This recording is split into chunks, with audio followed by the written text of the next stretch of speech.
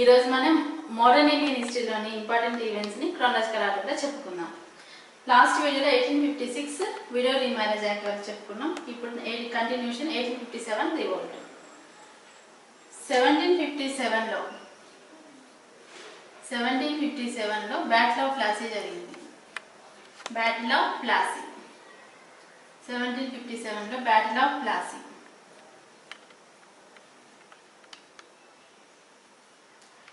ఎవరికి మధ్య జరిగిందంటే East India company versus Bengal Nawab Sirajuddaula. ఈ బ్యాటిల్ ఆఫ్ ప్లాసీలో సిరాజుద్దౌలా చనిపోతాడు. సో ఈ బ్యాటిల్ ఆఫ్ ప్లాసీ ద్వారా ఈస్ట్ ఇండియా కంపెనీ విన్ అవుతుంది. ఈ బ్యాటిల్ ఆఫ్ ప్లాసీ ద్వారా ఈస్ట్ ఇండియా కంపెనీకి పార్షియల్ రైట్స్ వస్తాయి. 1764లో battle of Buxar.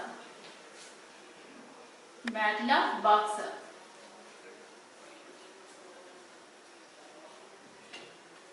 East India company versus Awadh Nawab Shujauddaula, Bengal Nawab Mir Qasim and Mughal emperor Shah Alam II మధ్య జరుగుతుంది. ఇందులో ఈస్ట్ ఇండియా కంపెనీ విన్ అవుతుంది. ఈ బ్యాటిల్ ఆఫ్ బాక్సర్ నుంచి అంటే బెంగాల్ మీద కంప్లీట్ అథారిటీస్ బ్రిటిషర్స్కి వస్తాయి. ఇక్కడ నుంచి వాళ్ళు మెయిన్గా మన ఇండియాలో పొలిటికల్ లో మీద కీ రోల్ పోషిస్తారు. ఈస్ట్ ఇండియా కంపెనీ వాళ్ళు పొలిటికల్గా వాళ్ళకి రైట్స్ వస్తాయి. ఈ బ్యాటిల్ ఆఫ్ బాక్సర్ 1765లో ట్రీటీ ఆఫ్ అలహాబాద్తో ఎండ్ అవుతుంది. Battle of Buxar treaty of అలహాబాద్తో ఎండ్ అవుతుంది. ఇక్కడ నుంచి బ్రిటిషర్స్ కీ రోల్. సో 1757 నుంచి 1857 వరకు బ్రిటిషర్స్ అవలంబించిన కొన్ని విధానాలే 1857 రెవల్యూషన్కి కారణమైంది. 1757 నుంచి 1857 వరకు బ్రిటిషర్స్ కొన్ని పాలసీస్ తీసుకొచ్చారు. అవే 1857 రెవల్యూషన్కి కారణమైంది.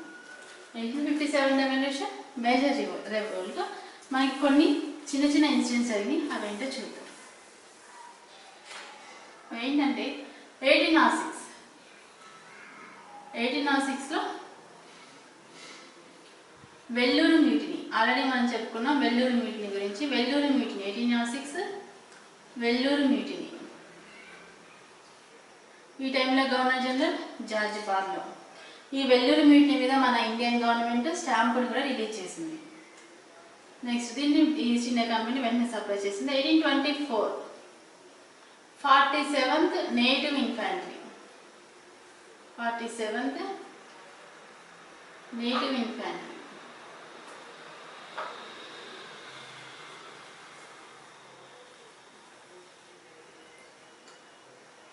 నేటివ్ ఇన్ఫాంట్రీ బారక్పూర్లోని 47th నేటివ్ ఇన్ఫాంట్రీ వాళ్ళు బ్రిటిషర్స్కి ఆపోజిట్గా ఫైట్ చేశారు. ఎందుకంటే ఈ టైంలో governor general lord Amherst 1824 to 26 మధ్యలో ఆంగ్లో బర్మా వార్ జరిగింది. సో ఆ బర్మాని బే ఆఫ్ బెంగాల్ని దాటి ఈ వీళ్ళని బర్మాకి వెళ్ళి ఫైట్ చేయమంటారు. సో సముద్రాన్ని దాటి వెళ్ళడం మన హిందూ చట్ట ప్రకారం అది తప్పు, హిందూ సాంప్రదాయాల ప్రకారం. సో దాంతో ఈ హిందూ సోల్జర్స్ వాళ్ళు రెఫ్యూజ్ చేస్తారు. మేము వెళ్ళము, బర్మాకి వెళ్ళము, సముద్రాన్ని దాటము అంటారు. దాంతో ఫైట్ స్టార్ట్ అవుతుంది. దాన్ని ఈస్ట్ ఇండియా కంపెనీ వెంటనే సప్రెస్ చేయడం జరిగింది. 1825 గ్రెనేడియర్ కంపెనీ.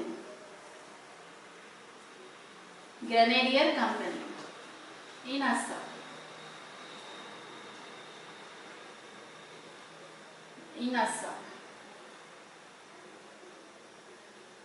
1838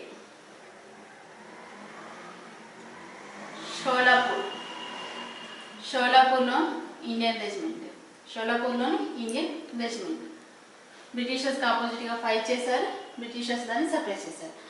ఇవే కాకుండా 1844, 49, 50, 52లో కూడా డిఫరెంట్ ప్లేసెస్లో చిన్న చిన్న మ్యూటనీస్ స్టార్ట్ అయింది.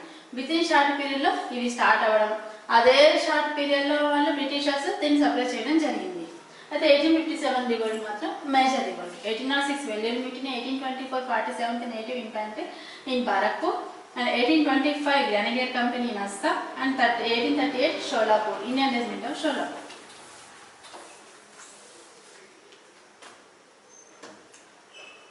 1857 రెవల్యూషన్ కి ఎన్నో కాజెస్ ఉన్నాయి. Economical causes, political causes, social religious causes and military causes ఉన్నాయి. అవేంటో చూద్దాం. First economical causes. Economical causes. Economical causes mid 18th century to 19th century మధ్యలో ఇంగ్లాండ్లో ఇండస్ట్రియల్ రెవల్యూషన్ స్టార్ట్ అయింది. Mid 18th century to 19th century మధ్యలో industrial revolution start అయింది లండన్లో. Industrial revolution మెయిన్గా టెక్స్టైల్ ఇండస్ట్రీలో స్టార్ట్ అయింది. టెక్స్టైల్ ఇండస్ట్రీ అక్కడ స్టార్ట్ అయిన ఇండస్ట్రియల్ రెవల్యూషన్ మన మీద బాగా ఎఫెక్ట్ చూపించింది. మనది ఇండియా వాళ్ళకి మార్కెట్గా అయిపోయింది. ఎట్లా అంటే మన దగ్గర కాటన్ బాగా పండుతుంది. సో ఈ కాటన్ని వాళ్ళ ఇండస్ట్రియల్ రెవల్యూషన్ వాళ్ళు వస్త్రాలను తయారు చేయడానికి ఇక్కడ నుంచి కాటన్ని తీసుకెళ్లేవాళ్ళు. వాళ్ళు వస్త్రాలను తయారు చేసి మిషన్ ద్వారా వస్త్రాలను తయారు చేసి అవే వస్త్రాలని మళ్ళీ మనకు అమ్మేవాళ్ళు. అంటే అది మన రా మెటీరియల్ తయారవడానికి ప్లస్ వాళ్ళు తయారు చేసినటువంటి వస్త్రాన్ని మళ్ళీ మన దగ్గర అమ్మడానికి రెండు విధాలుగా వాళ్ళకి మార్కెట్గా వాళ్ళు యూజ్ చేసుకున్నారు మన ఇండియాని. వాళ్ళు అక్కడ మిషన్స్తో తయారు చేస్తారు కాబట్టి అక్కడ వస్త్రాలు చాలా తక్కువ టైం అంటే తయారు చేయడానికి ఎక్స్పెండిచర్ కూడా తక్కువ అవుతుంది. కాబట్టి ఆ వస్త్రాన్ని ఇక్కడికి తీసుకొచ్చి తక్కువ రేటుకి అమ్ముతారు. అదే మన చేనేత కార్మికులు చేసినటువంటి వస్త్రాలు ఏంటి అంటే అవి వాళ్ళు చేతితో చేస్తారు. వాళ్ళు చాలా కష్టపడి చేస్తారు. దానికి ఎక్కువ టైం పడుతుంది. ఒక చీర వాళ్ళు నేయాలంటే చాలా టైం పడుతుంది. చాలా కష్టంతో కూడుకుని ఉంటుంది. ఎక్స్పెండిచర్ కూడా ఎక్కువ ఉంటుంది. కాబట్టి ఆ చీరలు వాళ్ళు అమ్మితే అవి ఎక్కువ రేటుకి అమ్ముతారు. సో వాళ్ళ వస్త్రాలని వీళ్ళని పక్కన పెడితే వాళ్ళు ఇంగ్లాండ్ తయారు చేసినటువంటి అవి మిషన్ ద్వారా తయారు చేస్తారు కాబట్టి అవి ఎట్లయినా తక్కువ రేటుకు ఉంటాయి. ఇవి మనుషులు చేశారు కాబట్టి ఇవి ఎక్కువ రేటు ఉంటాయి. వీళ్ళు రెండింటినీ కంపేర్ చేస్తే వాళ్ళు తయారు చేసినటువంటి వస్త్రాలు చీప్ ఉంటాయి. కాబట్టి మనం ఎక్కువ వేటిని కొనడానికి ఇష్టపడతామంటే ఇంగ్లాండ్ నుంచి వచ్చే వస్త్రాన్ని కొనడానికి ఇంట్రెస్ట్ చూపించేవాళ్ళం. దానితో చేనేత కార్మికులు చాలా తీవ్రంగా నష్టపోయారు. ఈ ఇండస్ట్రియల్ రెవల్యూషన్ వల్ల మన దగ్గర అప్పుడే ఉన్నటువంటి చేనేత కార్మికులు మొత్తం కూడా చాలా నష్టపోయారు. చాలా ఫేమస్ మనకు చేనేత వస్త్రాలకి. సో ఇది కార్ల్ మార్క్స్ దీని గురించి ఏమన్నాడంటే, Karl Marx it was the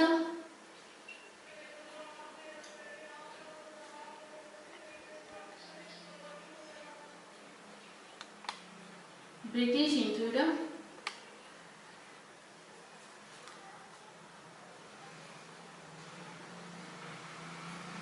intruder who broke the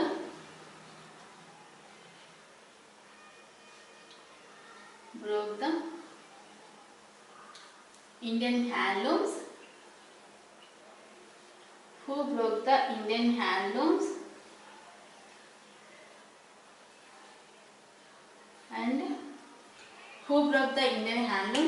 and spinning wheel destroyed the who broke the Indian handlooms and destroyed the spinning wheel.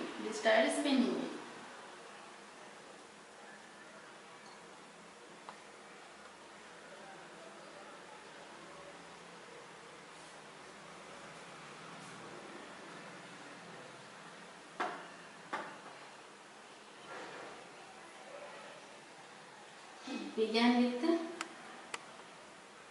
deprived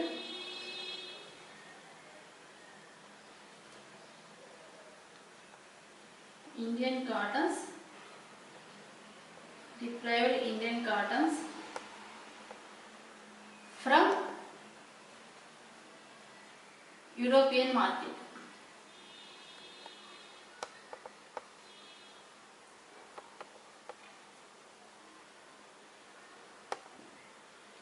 It then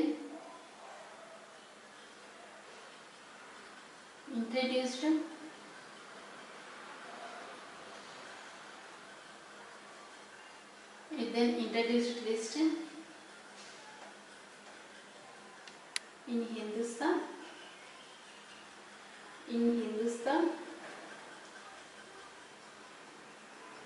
and in the end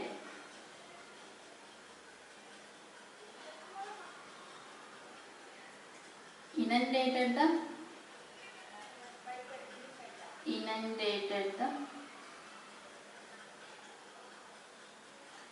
very mother country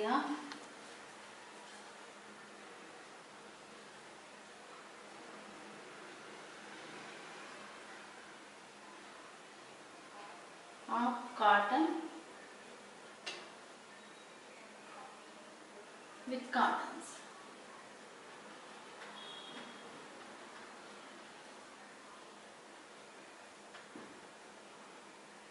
It was the British intruder who broke the Indian handlooms and destroyed the spinning mill. It was began with deprived Indian cottons from European market. It then introduced fish in Hindustan and in the end inundated the very mother country of cotton with cottons. So, దీనివల్ల కాలు marks ఏమంటే మనకు mother country cotton అయినా కూడా ఈ European market వల్ల వాళ్ళు మనల్ని మార్కెట్గా తయారు చేసి వీటి వలన కంప్లీట్గా ఈ handlooms and spinning mill destroy అయిపోయినాయి. అది అసలు మనకు కనిపించకుండా అవి అయిపోయినాయి. వీళ్ళ ఈ ఇండస్ట్రియల్ రెవల్యూషన్ వీళ్ళు ఇంట్రడ్యూస్ చేయడం వల్లనే మన దగ్గర ఈ చేనేత వస్త్రాలు అనేవి కంప్లీట్గా నాశనం అయిపోయినాయి అని చెప్పిండు. అంతే సంపద తరలింపు అనే బుక్లో కూడా మన సంపద ఎట్లా పోతుంది ఇంగ్లాండ్కి అని కూడా ఆ బుక్లో ఉంటుంది. ఇంకా చేనేత కార్మికులు దీనివల్లే నాశనం అయ్యారు ఈ ఇండస్ట్రియల్ రెవల్యూషన్ వల్లనే అని మీరు చెప్పారు. మన రైతులకి వాళ్ళు ట్యాక్సెస్ ఎక్కువ వేసేవాళ్ళు. దానివల్ల వాళ్ళు మనీ లెండర్స్ నుంచి అప్పులు తీసుకొచ్చి వాళ్ళు పంట పండించుకునేవాళ్ళు. అది సరిగ్గా రాకపోయేసరికి ఇక్కడ అప్పులు మనీ లెండర్స్ కాస్త వాళ్ళు జమీందార్స్ అయ్యారు, రైతులు లేబరర్స్గా చేంజ్ అయిపోయారు.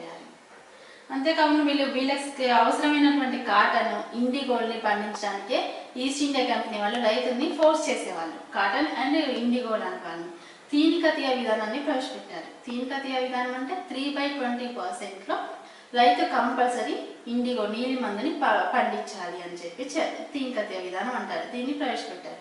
వీటిని కమర్షియల్ క్రాప్స్ని వాళ్ళు ఇంట్రడ్యూస్ చేసి వీటిని ప్రవేశపెట్టడం వలన ఫుడ్ క్రాప్స్ తగ్గిపోయింది. దానివల్ల ఫుడ్ స్కేసిటీ బాగా వచ్చింది. బెంగాల్ బీహార్లలో కరువు వచ్చి చాలా మంది చనిపోవడం జరిగింది. సో ఇట్లాంటి పాలసీస్ తీసుకురావడం వలన వీళ్ళు తీసుకొచ్చినటువంటి పాలసీస్తో రైతులు తీవ్రంగా నష్టపోయారు. చేనేత కార్మికులు కూడా బాగా నష్టపోయారు. Economical causes.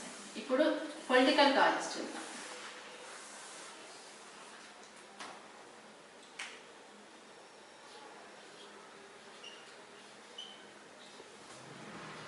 Political causes.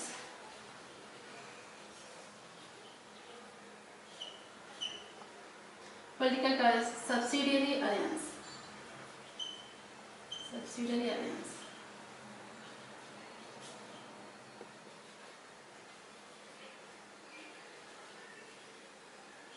Subsidiary alliance was introduced by Lord Wellesley. Lord Wellesley. ఎప్పుడు ఇంట్రడ్యూస్ చేసిందంటే 1798లో. దీనిపైన సైన్ చేసినటువంటి ఫస్ట్ హైదరాబాదిజం మన నిజామే ఈ సబ్సిడరీ అలయన్స్ మీద సైన్ చేసినటువంటి first person. So subsidiary alliance అంటే వాళ్ళ బ్రిటిష్ ఆర్మీని మన దగ్గర నుంచి మనమే పోషించాలి. నేటివ్ రూలర్సే బ్రిటిష్ ఆర్మీని పోషించాలి. దానివల్ల మనకంటూ ఆర్మీ లేకుండా పోయి మనం కంప్లీట్గా వాళ్ళ బ్రిటిష్ ఆర్మీ మీదనే డిపెండ్ అవ్వాల్సి వచ్చింది. ఇంకా మనం మన నైబరింగ్ రూలర్స్ తోటి ఏదైనా అగ్రిమెంట్ చేసుకోవాలంటే బ్రిటిషర్స్ యొక్క ప్రయర్ పర్మిషన్ కంపల్సరీ. దీనివల్ల మనం కంప్లీట్గా నష్టపోయాం. అంటే మనం కంప్లీట్గా ఆర్మీనే వాళ్ళ మీద డిపెండ్ అవుతున్నాం అంటే దాని అర్థం అన్నిటికీ కూడా వాళ్ళ మీద డిపెండ్ అవ్వడమే. ఈ సబ్సిడీ అలయన్స్ ద్వారా కంప్లీట్గా వాళ్ళ ఆర్మీ మీద మనం డిపెండ్ అవ్వాల్సి వచ్చింది. Next doctrine of lapse. Doctrine of lapse was introduced by Lord Dalhousie.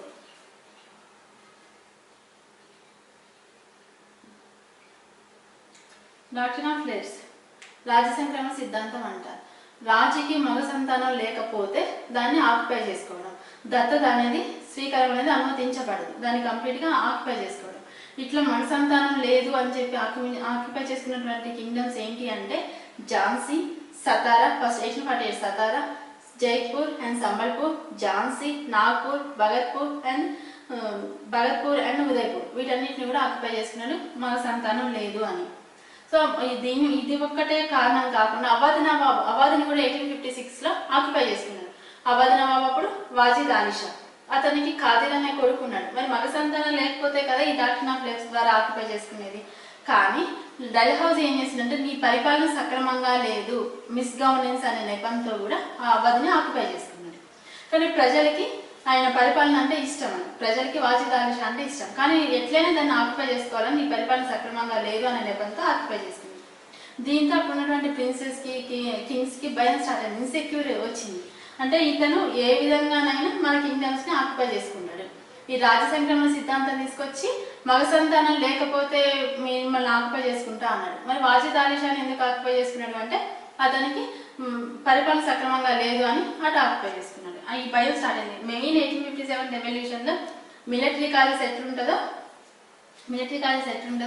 ఈ డాక్టర్ ఆఫ్ రేప్స్ కూడా మెయిన్ కారణం. ఎందుకంటే అందులో కీ రోల్ పోషించినటువంటి ఝాన్సీ రాణి లక్ష్మీబాయి అండ్ అవధనవ వాజిద్ అలీ షా వైఫ్ హజ్రత్ మహల్, మళ్ళీ నాగపూర్ నానా సాహెబ్ కాన్పూర్లో పీతూరులో సెకండ్ బాజీరావు పీష్వాగా ఉంటాడు కదా. సో సెకండ్ బాజీరావు కొడుకు దత్తపుత్రుడు ఈ నానా సాహెబ్కి వీళ్ళు పీష్వాగా అంగీకరించారు. ఎందుకంటే నువ్వు దత్తపుత్రుడివి అని. ఆయనకి ఇవ్వాల్సిన పెన్షన్ కూడా ఇవ్వరు. కాన్పూర్లో ఉన్నటువంటి నానా సాహెబ్కి ఇవ్వాల్సిన పెన్షన్ ఇవ్వరు, ఆపేస్తారు.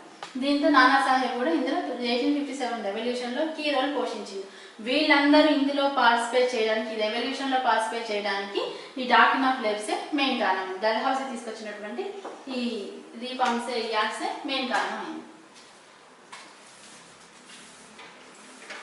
Next social religious causes.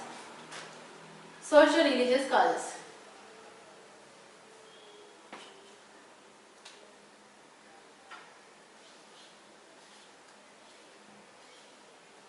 Social religious.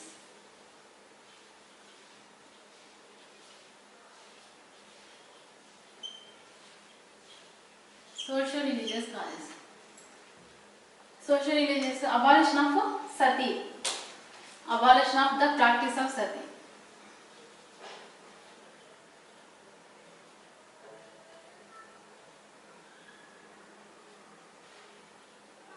The practice of sati.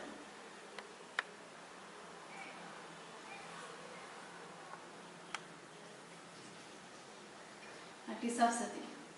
ఎవరు దీన్ని అబాలిష్ చేశారంటే lord William Bentinck.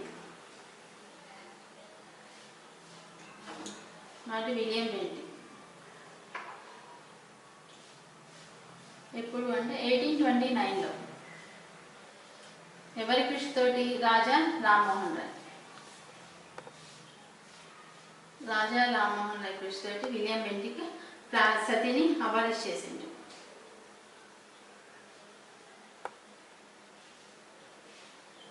Raja Rammohan Roy బ్రహ్మ సమాజాన్ని స్థాపించిండు అండ్ ఆయన పత్రిక Sambad Kaumudi. So abolition of practice of sati ఇది అప్పర్ నార్త్ ఇండియాలో అప్పర్ క్యాస్ట్లో దీన్ని ఫాలో అయ్యేవాళ్ళు సతిని. Next widow remarriage act. Widow remarriage act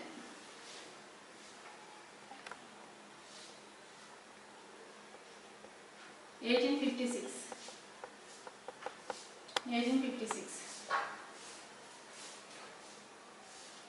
lord Dalhousie ఈ యాక్ట్ తీసుకొచ్చింది. లార్డ్ డల్హౌసీ.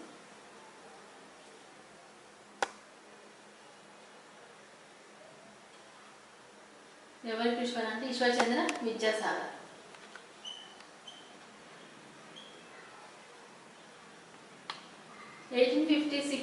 డిసెంబర్ 7న ఫస్ట్ విడో రీమ్యారేజ్ జరిగింది.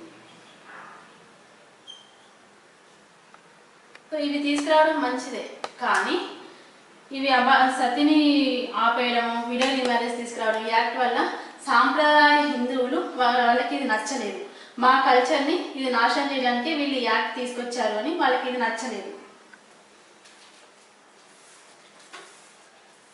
క్రిస్టియన్ మిషనరీస్ని ఇంట్రడ్యూస్ చేశారు. 1813 చార్టర్ యాక్ట్ ద్వారా క్రిస్టియన్ మిషనరీస్ని అలౌ చేశారు, వాళ్ళకి పర్మిషన్ ఇచ్చారు. 1813 చార్టర్ యాక్ట్ ద్వారా క్రిస్టియన్ మిషనరీస్ వచ్చింది. వీళ్ళు వాళ్ళ మత ప్రచారం చేసుకోవచ్చు. చాలా మందిని వీళ్ళు క్రిస్టియానిటీలోకి చేంజ్ చేస్తారు, చాలా మంది. ఇంకా వీళ్ళు తీసుకొచ్చినటువంటి యాక్ట్ ఏంటంటే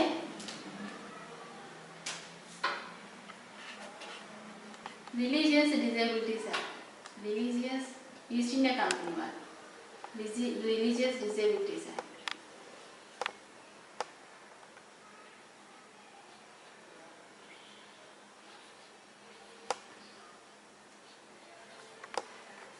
1850లో. ఈ యాక్ట్ ఏంటంటే హిందువులు క్రిస్టియానిటీలోకి చేంజ్ అయినా కూడా వాళ్ళ వారసత్వ సంపద అనేది ఆస్తి వాళ్ళకి సంక్రమిస్తుంది. నువ్వు మతంలోకి చేంజ్ అయినావు కదా, నా ఆస్తి నీకు రాదు అని అనడానికి వీల్లేదు. వాళ్ళు క్రిస్టియానిటీలోకి చేంజ్ అయినా కూడా వాళ్ళ వారసత్వంగా వచ్చేటువంటి ఆస్తి మాత్రం కంపల్సరీ వాళ్ళకి వస్తుంది. ఈ యాక్ట్ తీసుకొచ్చింది. ఈ యాక్ట్ తీసుకురావడం అంటే దానంతా క్రిస్టియానిటీలోకి చేంజ్ అవ్వడాన్ని ఎంకరేజ్ చేస్తున్నట్టు లెక్క.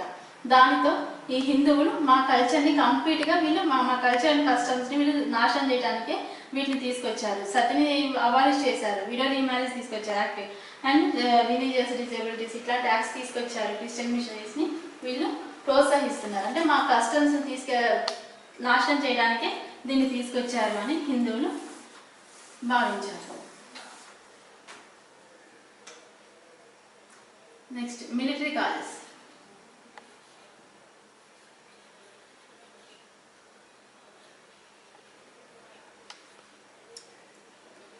మిలిటరీ కాలేజ్ ఇందులో ఈ ఇండియన్ సిపాయిని ఒక విధంగా, బ్రిటిషర్స్ సిపాయిని ఒక విధంగా వీళ్ళు ట్రీట్ చేసేవాళ్ళు.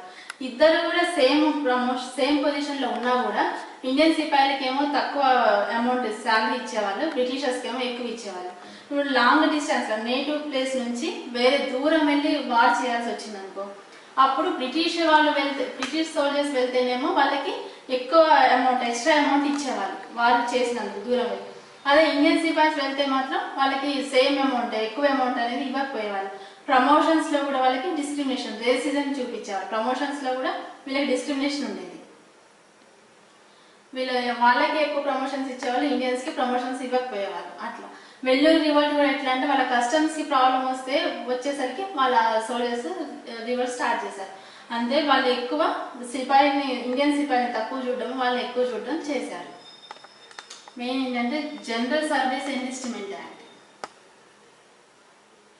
General service enlistment act East India company general service enlistment act తీసుకొచ్చింది.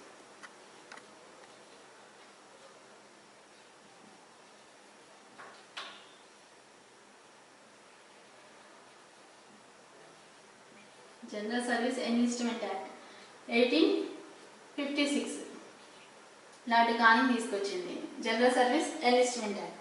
ఈ యాక్ట్ ఏంటంటే సర్వీస్ ఇండియన్ సిపాయిలు కంపల్సరీ సముద్రాన్ని దాటాలి. కానీ సముద్రాన్ని దాటడం అనేది మన హిందూ రిలీజియన్లో ఏంటి అంటే సముద్రాన్ని దాటడం అంటే వాళ్ళకి అది పాపం, వాళ్ళు దాటరు. ఆ రోజుల్లో దాటకూడదు, పాపం అది. కానీ ఈ యాక్ట్ తీసుకురావడం అంటే కంపల్సరీ వాళ్ళు వార్ చేయాల్సి వచ్చినప్పుడు కంపల్సరీ దాటాలి. ఇప్పుడు బారక్పూర్లో కూడా 1824లో సముద్రాన్ని దాటమంటేనే వాళ్ళు ఫైట్ చేశారు. సో సముద్రాన్ని దాటడం వీళ్ళు పాపంగా పరిగణిస్తారు. కానీ ఇది యాక్ట్ ప్రకారం కంపల్సరీ వాళ్ళు కాదు అనడానికి వీలేదు, కంపల్సరీ వాళ్ళు దాటాలి. ఇది కూడా మెయిన్ కారణమైంది వాళ్ళు రివోల్ట్ స్టార్ట్ చేయాలి. ఫ్రెండ్స్, మనం 1857 రెవల్యూషన్ గురించి చెప్పుకోబోతున్నాం. ఇంతకుముందు వీడియోలో మనం కాలేజ్ చెప్పుకున్నాం. రిలీజియస్ డిసేబిలిటీస్ యాక్ట్నే లెక్స్ లూసీ యాక్ట్ అంటారు. ఇండియన్ పోస్టల్ యాక్ట్ తీసుకొచ్చారు east India company. Indian postal act ద్వారా ఏంటంటే ఇండియన్ సోల్జర్స్కి అప్పటి వరకు ఉన్నటువంటి ఫ్రీ పోస్టల్ సర్వీసెస్ని తర్వాత బ్యాన్ చేశారు ఈ యాక్ట్ ద్వారా, ఇండియన్ పోస్టల్ యాక్ట్ ద్వారా. సో ఇవన్నీ కూడా 1857 రెవల్యూషన్కి కారణాలు. ఇప్పుడు immediate cause. Immediate cause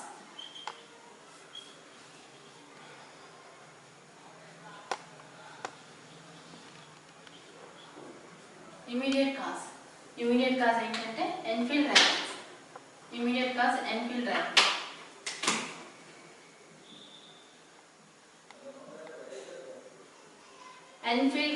immediate cause Enfield rifle.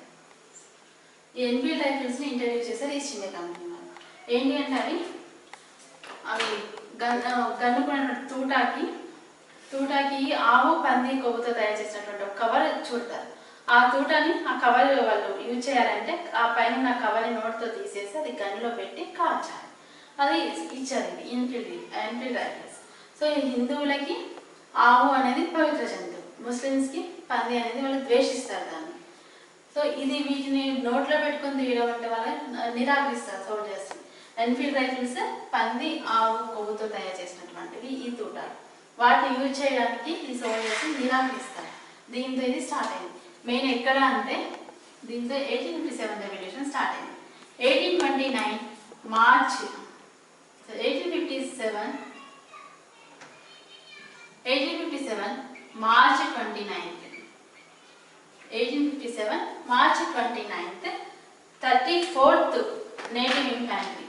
1857 March 29th, 34th Native Infantry. 34th Native Infantry చెందిన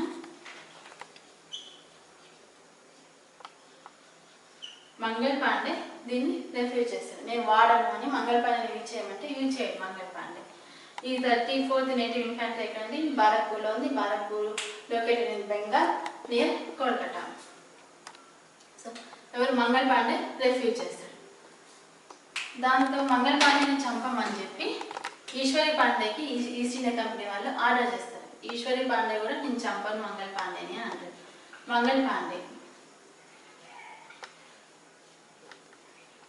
పాండే రెఫ్యూజ్ చేస్తారు. ఈశ్వరి పాండే కూడా చంపను. సో వీళ్ళు మంగళ్ పాండే ఏం చేస్తారంటే British officers Baugh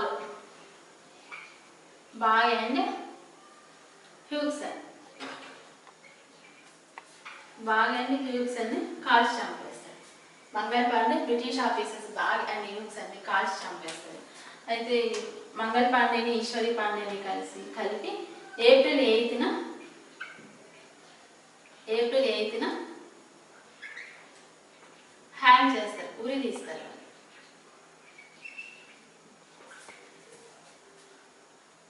and immediate cause ఏంటంటే 1857 రెవల్యూషన్ జరగడానికి ఎన్ఫీల్డ్ రైఫిల్స్ ని ఇంట్రడ్యూస్ చేయడం.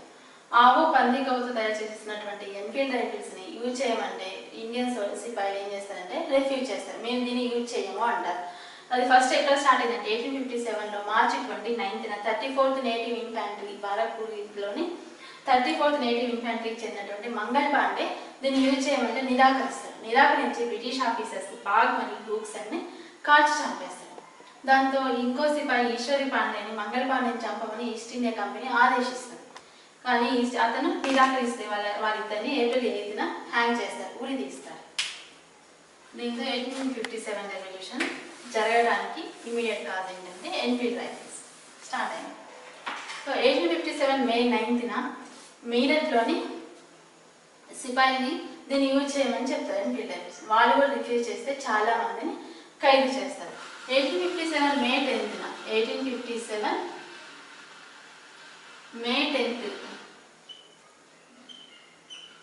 10న మీరట్లోని సైనికులు, మీరట్ కరెక్ట్గా ఢిల్లీకి 53 కిలోమీటర్స్ డిస్టెన్స్లో ఉంటారు.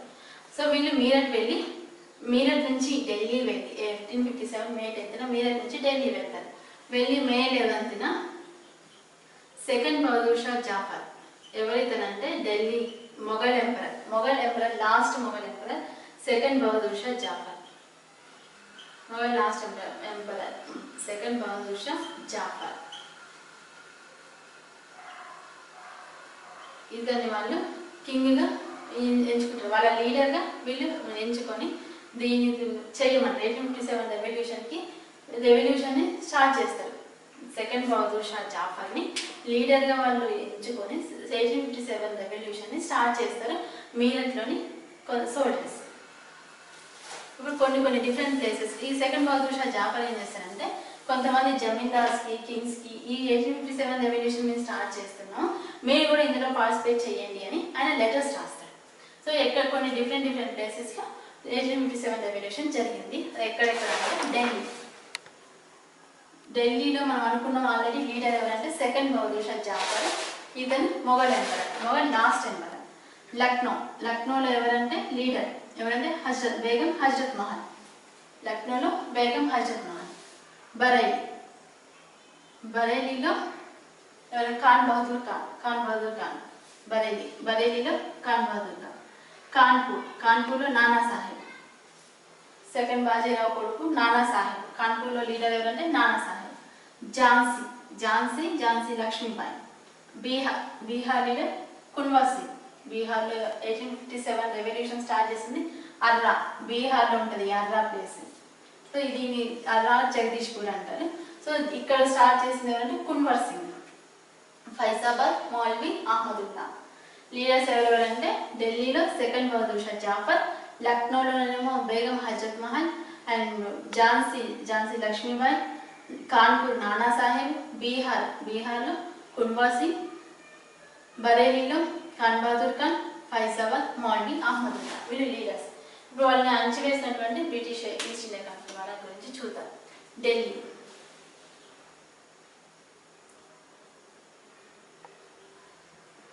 ఢిల్లీలో ఎవరంటే second Bahadur Shah Zafar leader. Second Bahadur Shah Jafar.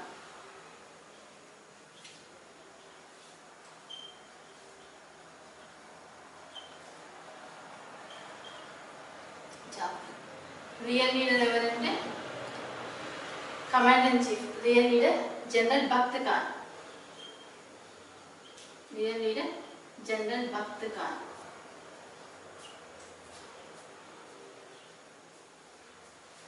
ఈ తిరుగుబాటుని ఢిల్లీలోని ఈ తిరుగుబాటుని అణచివేయడానికి ఈస్ట్ ఇండియా కంపెనీ ఎవరిని పంపించింది? నికోల్సన్.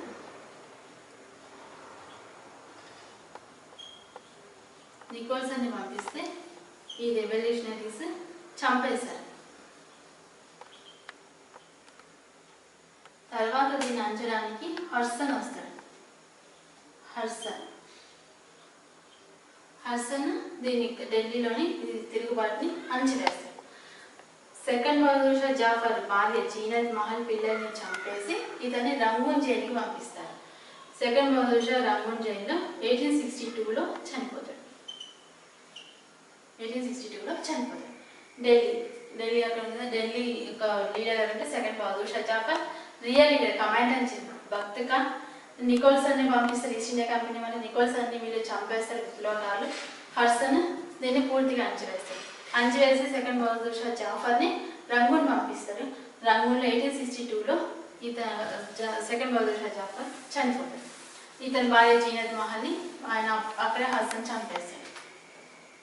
నెక్స్ట్ లక్నోలో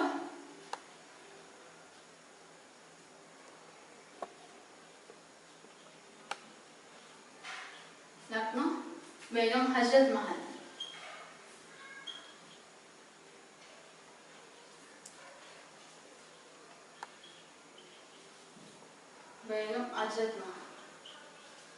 ఈమె వాసిదారి షా భార్య.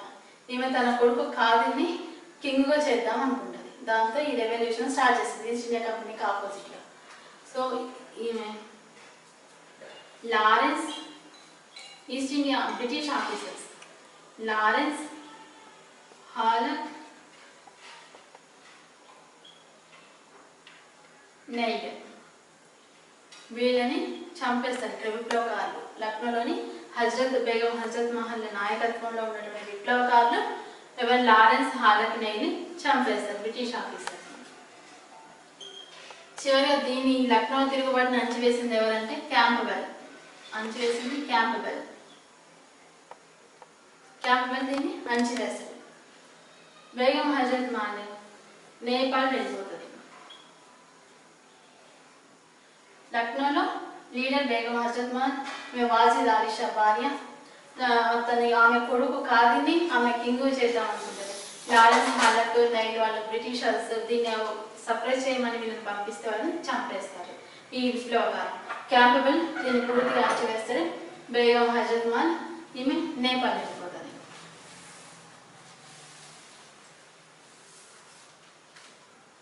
నెక్స్ట్ కాన్పూర్.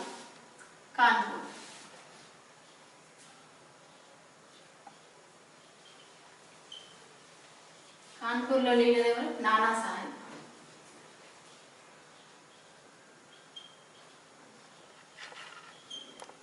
నానా సాహెబ్ ఎవరు? సెకండ్ బాజీరావు కొడుకు నానా సాహెబ్. అయితే ఇతను దత్తపుత్రుడు నానా సాహెబ్కి. మనం డల్హౌజీ తీసుకొచ్చినటువంటి డాక్టర్ ఆఫ్ లేబ్స్ ద్వారా నిన్ను పీషాలు మేము అనుమతించాం, నీకు మేము పెన్షన్ ఇవ్వం. మనం ఆల్రెడీ అనుకున్నాం 1818లో సెకండ్ బాజీరావుని కాన్పూర్ పీషా పెన్షనర్గా చేసి అతన్ని కాన్పూర్లోని బీదర్కి పంపిస్తారు. సో ఇతనికి పెన్షన్ ఇవ్వడం వీళ్ళు నిరాకరిస్తారు. ఎందుకంటే డాక్టర్ ఆఫ్ లేబ్స్ ద్వారా నువ్వు రియల్ కొడుకువి కాదు, నువ్వు దత్తపుత్రుడివి సెకండ్ బాజీరావుకి, అందుకే మేము నీకు పెన్షన్ ఇవ్వమని చెప్పి చెప్తారు. దాంతో నానా సాహెబ్ 1857 రెవల్యూషన్లో బ్రిటిషర్స్కి ఆపోజిట్గా స్టార్ట్ చేస్తారు రెవల్యూషన్. దీనితో ఇతనికి హెల్ప్ చేసిన వాళ్ళు ఎవరు? ఇతని సహచరులు అంటే సహచరుడు తాంతియా తోపే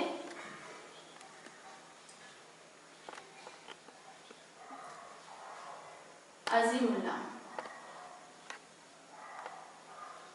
తాంతియా తోపే అసలు పేరు రామచంద్ర పాండ్రంగ. సో దీన్ని అంచివేసింది ఎవరు కాన్పూర్లోనే? క్యాంప్బెల్. కాన్పూర్ నానా సాహెబ్ నేపాల్కి వెళ్ళిపోతారు.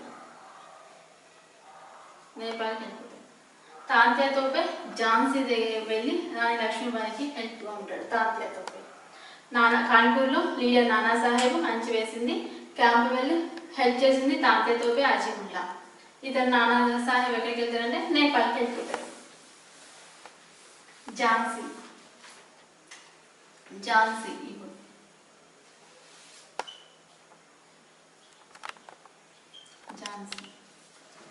లక్ష్మీబాయి.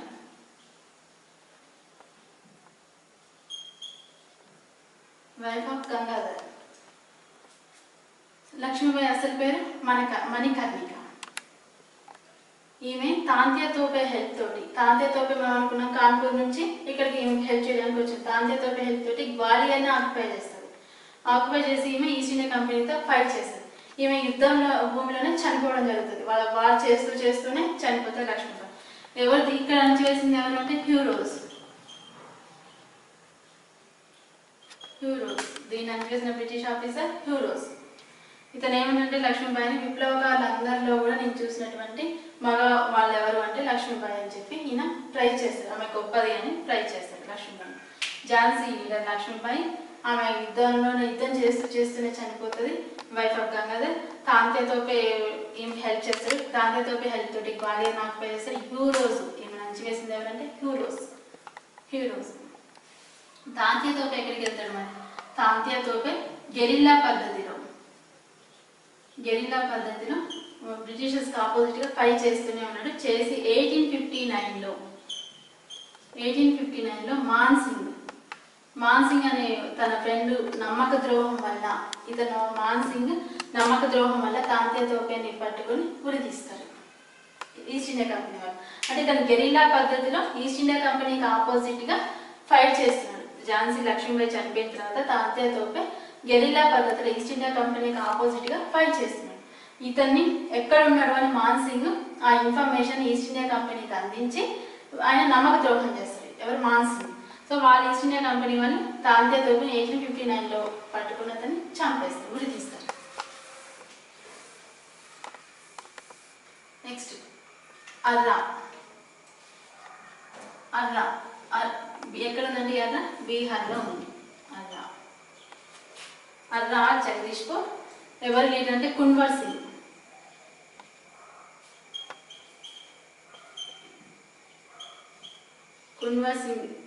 ఇతను 90 years 90 ఏళ్ళ వృద్ధుడు. ఈ కున్వర్ సింగ్ ఆయన బ్రిటిషర్స్కి ఆపోజిట్గా ఫైట్ చేసిండు. కున్వర్ సింగ్ ఇతన్ని లయన్ ఆఫ్ బీహార్ అంటారు.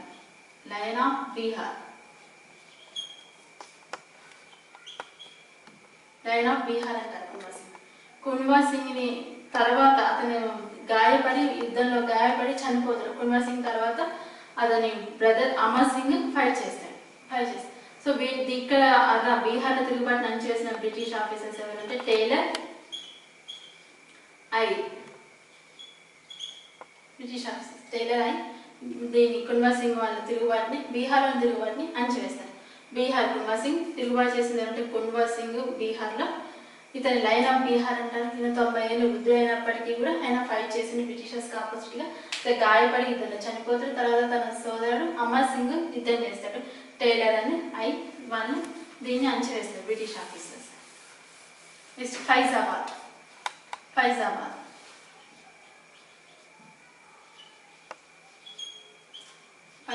యూపీలో ఉంది. ఫైజాబాద్ లీడర్ మౌల్వీ అహ్మదుల్లా.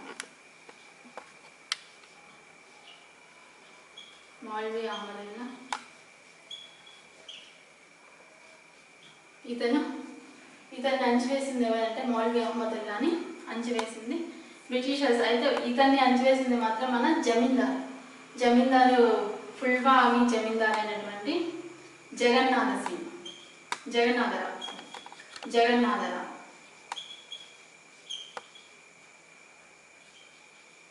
జగన్నాథరావు ఇతన్ని పట్టుకొని బ్రిటిషర్స్కి ఇస్తాడు. ఎందుకు అంటే 50,000 రివార్డ్, ఇతన్ని పట్టుకుంటే బ్రిటిషర్స్ 50,000 రివార్డ్ ఇస్తామని చెప్పి ప్రకటిస్తారు. దాంతో జమీందారు జగన్నాథరావు ఇతన్ని పట్టుకొని ఇతన్ని బ్రిటిషర్స్కి అప్పచెప్పే వాళ్ళు ఇతన్ని ఉరి తీస్తారు. ఇది మనకి బరేలీలో ఖాన్ అబ్దుల్ గఫార్ ఖాన్ బహదూర్ ఖాన్, బరేలీ ఖాన్ బహదూర్ ఖాన్ బ్రిటిషర్స్ అది కూడా అణచివేస్తారు. సో ఢిల్లీలో లక్నో అండ్ కాన్పూర్, ఝాన్సీ, ఆగ్రా అండ్ ఫైజాబాద్ ఇట్లా ఇంపార్టెంట్ కొన్ని ప్లేసెస్లో మాత్రమే ఈ 1857 రెవల్యూషన్ జరిగింది. మొత్తం టోటల్ ఇండియా మొత్తం 1857 రెవల్యూషన్ జరగలేదు. ఇందులో ఫెయిల్యూర్ అవ్వడానికి కారణం ఏంటి అంటే, ఇందులో పార్టిసిపేట్ చేసిన వాళ్ళు ఎవరో చూద్దాం. పీజన్స్ రైతులు, వాళ్ళకి ట్యాక్స్ ఎక్కువగా ఎందుకు ఫెయిల్యూర్ అయింది ఈ 1857 రెవల్యూషన్ అంటే, పీజన్స్ ఇందులో పార్టిసిపేట్ చేశారు. పీజన్స్ ఎందుకంటే వాళ్ళకి ట్యాక్స్ ఎక్కువ వేశారు. సో దానివల్ల వాళ్ళు చాలా ఇబ్బంది పడ్డారు. కమర్షియల్ క్రాప్స్ పండించాలని ఇంతకు ముందే మనం చెప్పుకున్నాం. ఇండియా వాటిని పండించమని వాళ్ళు ఫోర్స్ చేశారు. సో ఫుడ్ క్రాప్స్ అనేవి వాళ్ళు పండించలేదు అని, దానివల్ల వీళ్ళు ఇందులో పార్టిసిపేట్ చేశారు. నష్టపోయారు కాబట్టి పార్టిసిపేట్ చేశారు. ఆర్టిస్టన్స్, వాళ్ళు అక్కడ ఇండస్ట్రియలైజేషన్ అక్కడ పెరగడం వల్ల వాళ్ళకి వాళ్ళ ఉపాధిని కోల్పోయారు కాబట్టి వాళ్ళు ఇందులో పార్టిసిపేట్ చేశారు. అండ్ జమీందార్స్ అందరూ పార్టిసిపేట్ చేయలేదు. చాలా మంది బ్రిటిషర్స్కి సపోర్ట్ చేశారు, కొంతమంది మాత్రమే. అది కూడా ఎవరు కాదు, ఒక కున్వర్ సింగ్, బీహార్లో చెందిన కున్వర్ సింగ్ ఒక్కడే జమీందార్, అతను మాత్రమే ఇందులో పార్టిసిపేట్ చేసింది. అందరూ పార్టిసిపేట్ చేయలేదు. నెక్స్ట్ కింగ్స్, రూలర్స్, నేటివ్ రూలర్స్లో వాళ్ళు ఎవరైతే నష్టపోయారో, డాక్టర్ ఆఫ్ దేవ్స్ ద్వారా కొంతమంది నష్టపోయారు అనుకున్నాం కదా, నానా సాహెబ్, ఝాన్సీ ఇట్లాంటి కొంతమంది అవధులు, ఇట్లా వీళ్ళు మాత్రమే ఇందులో పార్టిసిపేట్ చేస్తారు. నష్టపోని వేరే వాళ్ళు ఉంటారు కదా, మన హైదరాబాద్ నిజాం, వాళ్ళు పార్టిసిపేట్ చేయలేదు. అట్లా కొంతమంది మాత్రమే దీంట్లో పార్టిసిపేట్ చేస్తారు. హైదరాబాద్ నిజామా కంప్లీట్గా వాళ్ళకి బ్రిటిషర్స్కి సపోర్ట్ చేసింది. అతను తులేబాజ్ ఖాన్ చంపేస్తారు, పట్టేస్తారు 1857 రెవల్యూషన్. సో కింగ్స్ అంటే కొంతమంది మాత్రమే, వాళ్ళకి ఎవరైతే సపోర్ట్ చేస్తారో కొంతమంది మాత్రమే ఇందులో పార్టిసిపేట్ చేస్తారు. అండ్ మిడిల్ క్లాస్ న్యూట్రల్ ఉన్నారు, అటు ఇటు ఉండకుండా వాళ్ళు ఉన్నారు. సో ఏంటంటే ఇందులో అందరూ పార్టిసిపేట్ చేయలేదు, కొంతమంది మాత్రమే పార్టిసిపేట్ చేశారు. అది కూడా వాళ్ళు ఒక ఎయిమ్ తోటి, అంటే మనకి కంప్లీట్ ఇండిపెండెన్స్ రావాలి అన్న ఎయిమ్ తోటి వాళ్ళు ఫైట్ చేయలేదు. ఎవరికి కావాల్సినటువంటి వాళ్ళకు ఉన్నాయి, వాళ్ళ ఎయిమ్ అంతే, అంటే వాళ్ళ స్వార్థం. ఇప్పుడు కింగ్స్, ఝాన్సీ వీళ్ళంతా కూడా వాళ్ళ కింగ్డమ్ కోసం వాళ్ళు ఫైట్ చేశారు తప్ప వాళ్ళు మనకి ఇండిపెండెన్స్ కంప్లీట్గా రావాలి, బ్రిటిషర్స్ వెళ్ళాలి అన్న ఒపీనియన్తో చేయలేదు. అంటే ప్రాపర్ ఆర్గనైజేషన్ అనేది లేదు. వేరే డిఫరెంట్ ప్లేసెస్లో వీళ్ళు ఫైట్ చేశారు తప్ప వీళ్ళందరూ కలిసి వీళ్ళు ఫైట్ చేయలేదు. అందరం కలిసి ఒక ఆర్గనైజేషన్ చేసుకుని ఒక లీడర్ని పెట్టుకుని చేద్దామని అనుకోలేదు. వాళ్ళు డిఫరెంట్ ప్లేసెస్లో వాళ్ళు ఫైట్ చేశారు అంతే. ఇది మెయిన్ రీజన్. ఇంకొకటి, వాళ్ళకి బ్రిటిషర్స్కి ఆర్మ్స్, వెపన్స్ కరెక్ట్గా ఉంటాయి, వాళ్ళకి సఫిషియెంట్ ఉంటాయి. అది కానీ మన నేటివ్ రూలర్స్, మన రెవల్యూషనరీ వీళ్ళకి మాత్రం కరెక్ట్ ఆయుధాలు లేవు. ఇది కూడా ఫెయిల్యూర్కి కారణం. సో మెయిన్ కొంతమంది నమ్మక ద్రోహం, మనం అనుకున్నాం తాంతియా తోపెని పట్టించింది మనవాడే మాన్ సింగ్. నెక్స్ట్ ఫైజాబాద్ లీడర్ మౌల్వీ అహ్మదుల్లాని డిఫీట్ చేసింది, పట్టించింది జగన్నాథరావు మన దగ్గర. సో వీళ్ళు మన వాళ్ళు కూడా కొంతమంది వాళ్ళకి సపోర్ట్ చేసి, ఇంకొకటి నమ్మక ద్రోహం వల్ల కూడా ఈ 1857 రెవల్యూషన్ తొందరగా సక్సెస్ అయిపోయింది. ఫెయిల్యూర్ అవడానికి కారణం రిజల్ట్ చూద్దాం. 1857 రిజల్ట్ ఏంటంటే 1858లో క్వీన్స్ ప్రొక్లమేషన్.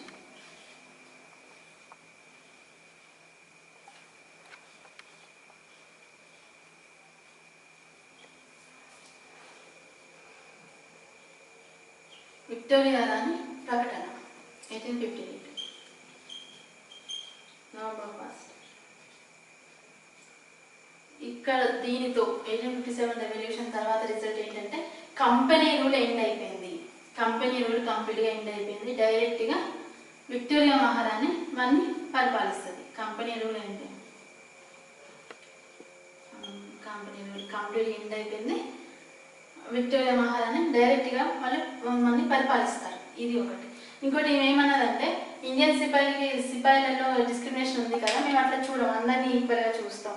ఇంకా మతం ఉంది కదా, రిలీజియస్, ఎవరి మతంలో కూడా మేము ఇంటర్ఫియర్ అవ్వం, మీకు ఇష్టమైన మతాన్ని స్వీకరించండి, మీకు చెయ్యము అని చెప్పేసి ఏమీ చెయ్యమని అంటారు. డాక్ట్రిన్ ఆఫ్ లేయర్స్ ఇట్లాంటి కొన్ని యాక్ట్స్ని ఈమె రద్దు చేసింది రాగానే రద్దు చేశారు. ఇంకా గవర్నర్ జనరల్ ఆఫ్ ఇండియాని వైస్రాయ్గా చేంజ్ చేశారు. ఫస్ట్ వైస్రాయ్ ఎవరు? Last governor general of India. First viceroy lord Conway.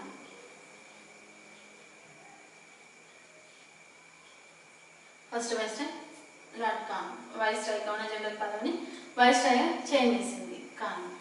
So ఇది వీళ్ళు అంటే ఈ టైం నుంచి మేము ఎవరిని కూడా ఆక్యుపై చేసుకుంటాం. డాక్టర్ ఆఫ్ లేయర్స్ ద్వారా కానీ ఇంకా దేని ద్వారా కానీ మేము ఇంకా దేన్ని ఆక్యుపై చేసుకోము.